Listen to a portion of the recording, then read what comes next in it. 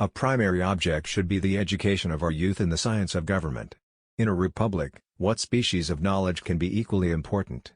And what duty more pressing than communicating it to those who are to be the future guardians of the liberties of the country?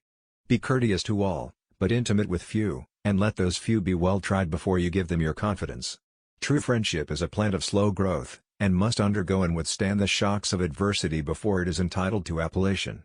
But lest some unlucky event should happen unfavorable to my reputation, I beg it may be remembered by every gentleman in the room that I this day declare with the utmost sincerity, I do not think myself equal to the command I am honored with. A free people ought not only to be armed, but disciplined, to which end a uniform and well-digested plan is requisite, and their safety and interest require that they should promote such manufactories as tend to render them independent of others for essential, particularly military, supplies.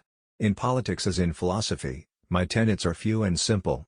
The leading one of which, and indeed that which embraces most others, is to be honest and just ourselves and to exact it from others, meddling as little as possible in their affairs where our own are not involved.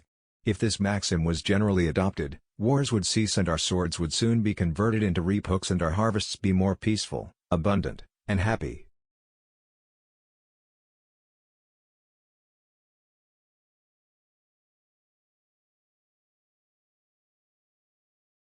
Happiness depends more upon the internal frame of a person's own mind, than on the externals in the world. Experience teaches us that it is much easier to prevent an enemy from posting themselves than it is to dislodge them after they have got possession. As mankind becomes more liberal, they will be more apt to allow that all those who conduct themselves as worthy members of the community are equally entitled to the protections of civil government. I hope ever to see America among the foremost nations of justice and liberality. If we desire to avoid insult, we must be able to repel it. If we desire to secure peace, one of the most powerful instruments of our rising prosperity, it must be known, that we are at all times ready for war. Citizens by birth or choice of a common country, that country has a right to concentrate your affections. The name of American, which belongs to you, in your national capacity, must always exalt the just pride of patriotism, more than any appellation derived from local discriminations. Promote, then, as an object of primary importance, institutions for the general diffusion of knowledge.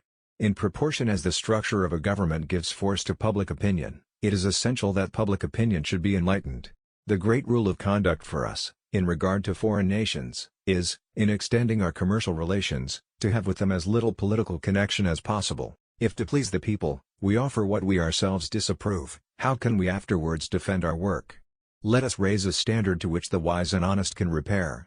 The rest is in the hands of God. Overgrown military establishments, which, under any form of government, are inauspicious to liberty, and which are to be regarded as particularly hostile to republican liberty. Nothing is more essential, than that permanent, inveterate antipathies against particular nations, and passionate attachments for others, should be excluded, and that, in place of them, just and amicable feelings towards all should be cultivated. All obstructions to the execution of the laws, all combinations and associations, under whatever plausible character, with the real design to direct, control, counteract, or awe the regular deliberation and action of the constituted authorities, are destructive of this fundamental principle, and of fatal tendency.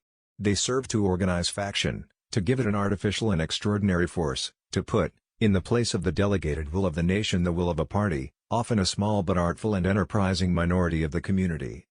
Of Congress, party disputes and personal quarrels are the great business of the day, whilst the momentous concerns of an empire are but secondary considerations. That business of a trifling nature and personal concernment withdraws their attention from matters of great national moment.